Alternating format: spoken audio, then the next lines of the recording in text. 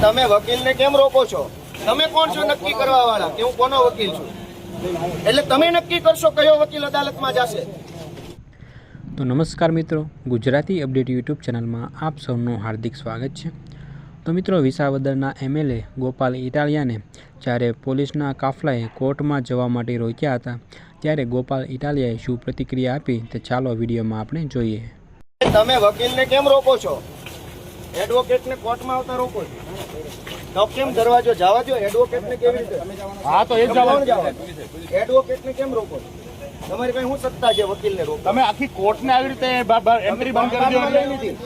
તમે કોણ છો નક્કી કરવા વાળા કે હું કોનો વકીલ છું? તમે કોણ છો નક્કી કરવા વાળા? હું કોનો વકીલ છું તમે કોણ? તમે વકીલને કોર્ટમાં નહીં જવા દો.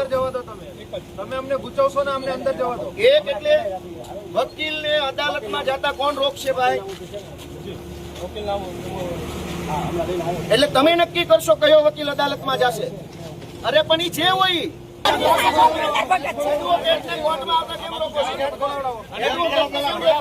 હું વકીલ છું. વકીલને કોર્ટમાં આવતા રોકો છો તમે. વકીલ કોર્ટમાં નહીં જાય. અરે હું વકીલ છું. એડવોકેટને કોર્ટમાં આવતા કેમ રોકો છો તમે? વકીલ કોણ છે કોણ નક્કી કરશે? કોણ નક્કી કરશે? ભાઈ ચાલો મીડિયા મિત્રો અદાલતની અંદર આવતા વકીલને અદાલતમાં જતા રોકો છો. કોર્ટ બંધમાં લઈ લીધી લાગે સરકારે. એવો કયો કાયદો છે કે અદાલતમાં જવા માટે વકીલે પરમિશન લેવાની? હાઈકોર્ટમાં જવાની પરમિશન નથી. થોડા કામ આવી જજો કે પેલો તમે કોને પૂછો છો? કોની પાસે પરમિશન લેવાની? ગેટ ખોલાવો જલ્દી ચાલો. ગઢવી સાહેબ સાંભળો, કોર્ટ ભાજપની કોર્ટમાં કોઈને પૂછીને ખોટી વાત કરો. ફોન તમે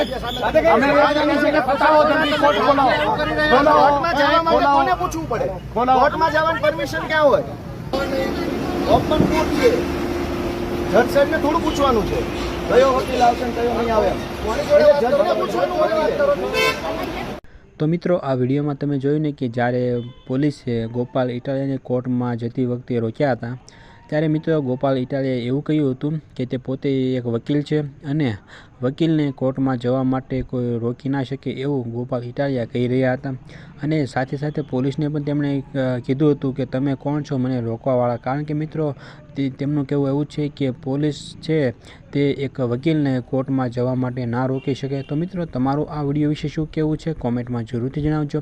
અને આ વિડીયો જો તમને પસંદ આવ્યો હોય તો વિડીયોને એક લાઇક કરી દેજો અને સાથે સાથે ચેનલને સબસ્ક્રાઈબ પણ જરૂરથી કરી દેજો.